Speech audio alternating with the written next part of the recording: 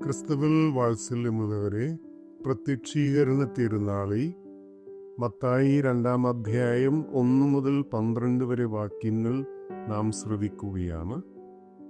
ജ്ഞാനികൾ ഇംഗ്ലീഷിലെ മജായി, ഗ്രീക്കിലെ മജോയി എന്ന പദങ്ങളിൽ നിന്നും ഉരുത്തിരിഞ്ഞിട്ടുള്ളതാണ്.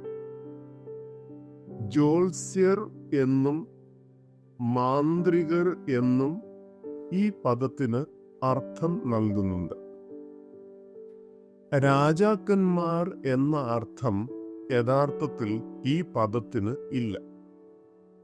പിൽക്കാലത്തെ ക്രിസ്തുമസ് കഥകളുമായി ബന്ധപ്പെടുത്തുന്ന സങ്കീർത്തനം 72:10 മുതൽ 11 വരെ, ഏശയ്യ 60:3 മുതലായവയിൽ നിന്നുമാകാം രാജാക്കന്മാർ എന്ന വിശേഷണം മജായി എന്ന പദത്തിന് ലഭിച്ചത്. പേർഷ്യൻ അഥവാ ബാബിലോണിയൻ പുരോഹിത ഗണത്തിൽ ഉൾപ്പെടുന്ന ജ്ഞാനികൾ ജ്യോതിഷത്തിലും സ്വപ്ന വ്യാഖ്യാനത്തിലും പ്രഗത്ഭരായിരുന്നു എന്ന് പാരമ്പര്യം നിലനിൽക്കുന്നുണ്ട്. ജ്ഞാനികൾ അന്യദേശത്തു നിന്ന് വരുന്നവരാകയാൽ വിജാതീയ ലോകത്തെ അവർ പ്രതിനിധാനം ചെയ്യുന്നു. അവർക്ക് നിയമത്തിന്റെ അഥവാ തോറയുടെ വെളിപ്പെടുത്തൽ ലഭ്യമായിരുന്നില്ല. ഒരു പ്രകാശത്തെ നോക്കിക്കൊണ്ട് അവർ ജെറുസലേമിലേക്ക് വരുന്നു. അവരുടെ ലക്ഷ്യം നവജാതനായ രാജാവിന് ആരാധന അർപ്പിക്കുക എന്നതാണ്. ജ്ഞാനികൾ പിന്തുടരുന്നത് ഒരു നക്ഷത്രത്തെയാണ്.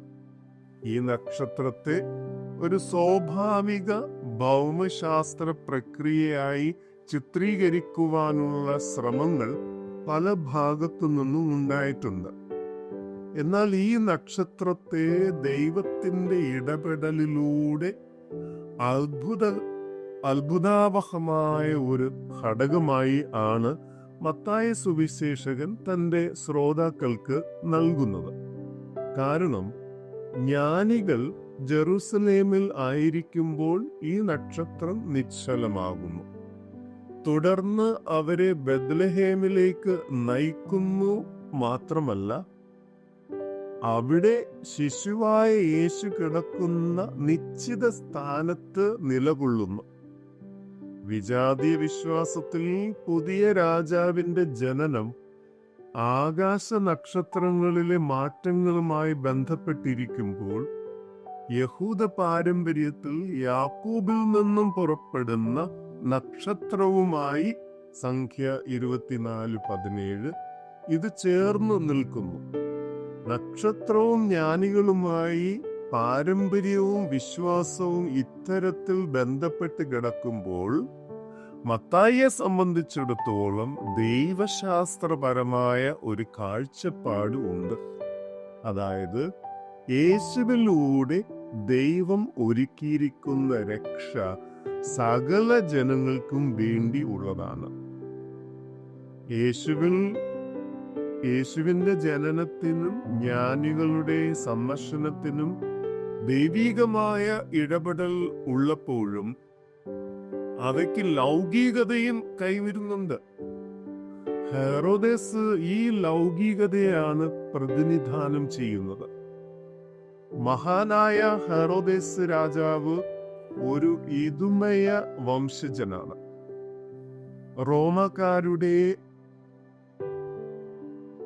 റോമാക്കാരുടെ സഹായത്തോടെ സൈനിക നടപടിയിലൂടെ യഹൂദരെ ആക്രമിച്ച് ജെറുസലേമിൽ വാഴുകയാണ്.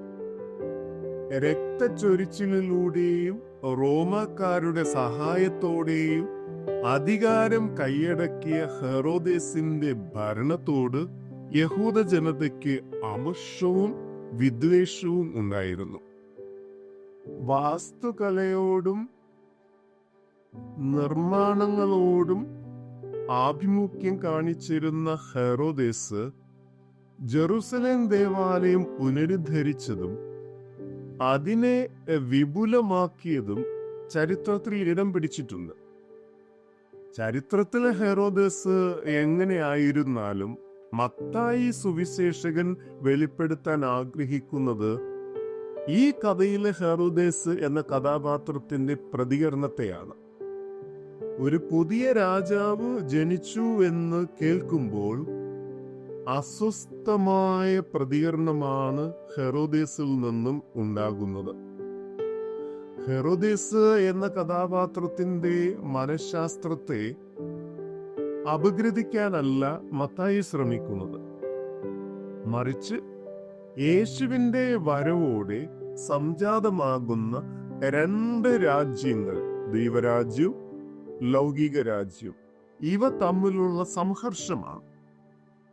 അവനോടൊപ്പം ജെറുസലേം മുഴുവനും അസ്വസ്ഥമാകുന്നതായി മത്തായി സൂചിപ്പിക്കുമ്പോൾ രാജാവിനോടൊപ്പം യഹൂദ സംസ്കാരത്തിന്റെ തലസ്ഥാന നഗരിയായ ജെറുസലേമും യേശുവിന്റെ ക്രിസ്തുത്വത്തെ തിരസ്കരിക്കുന്നുവെന്ന് അർത്ഥമാക്കുകയാണ്. യേശുവിന്റെ പീഡാനുഭവത്തെ മത്തായി ഇവിടെ മുന്നിൽ കാണുന്നു.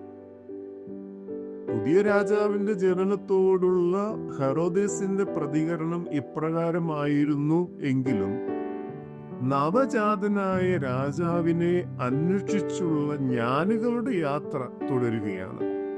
ഇപ്പോൾ അവർ യാത്ര തുടരുന്നത് നക്ഷത്രത്തിന്റെയും പ്രവാചക ഗ്രന്ഥത്തിന്റെയും വെളിച്ചത്തിലാണ്. യഹൂദ ഗ്രന്ഥത്തിന്റെ പിൻബലമില്ലാതെ യാത്ര തിരിച്ച ജ്ഞാനികൾ ഇപ്പോൾ അതിന്റെ സഹായത്തോടെ ലക്ഷ്യസ്ഥാനത്തേക്ക് നീങ്ങുന്നു.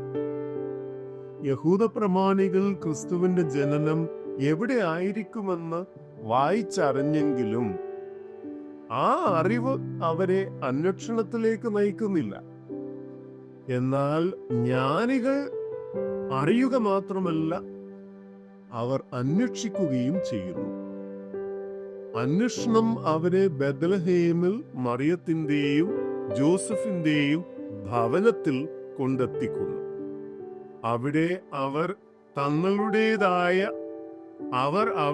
തങ്ങളുടെ യാത്രയുടെ ലക്ഷ്യം പൂർത്തീകരിക്കുകയാണ്. ആരാധന. ലക്ഷ്യം കണ്ട സന്തോഷത്തിന്റെ അടയാളമായി അവർ വിലയേറിയ സമ്മാനങ്ങൾ കാഴ്ചവെക്കുന്നു. കാഴ്ചവസ്തുക്കൾക്ക് പിൽക്കാലത്ത് ലഭിച്ച പ്രതീകാത്മക വ്യാഖ്യാനങ്ങൾ പൊന്ന് യേശുവിന്റെ രാജത്വം, കുന്തുരുക്കം യേശുവിന്റെ ദിവ്യത്വം, മീറ യേശുവിന്റെ മർത്യത. ഇത് മത്തായി വിഭാവന ചെയ്തതല്ല, പാരമ്പര്യത്തിൽ ഉടലെടുത്തതാണ്. 3 കാഴ്ചവസ്തുക്കൾ നൽകിയതിനാലാകാം ജ്ഞാനികളുടെ എണ്ണം 3 പരിമിതപ്പെടുത്തിയിരിക്കുന്നത്. ജ്ഞാനികളുടെ മടക്കവും ദൈവത്തിന്റെ മറ്റൊരു ഇടപെടലായി മാറുകയാണ്. അത് ഹെറോദേസിന്റെ അവസരവാദപരമായ നിലപാടിന് വെല്ലുവിളിയാവുകയാണ്.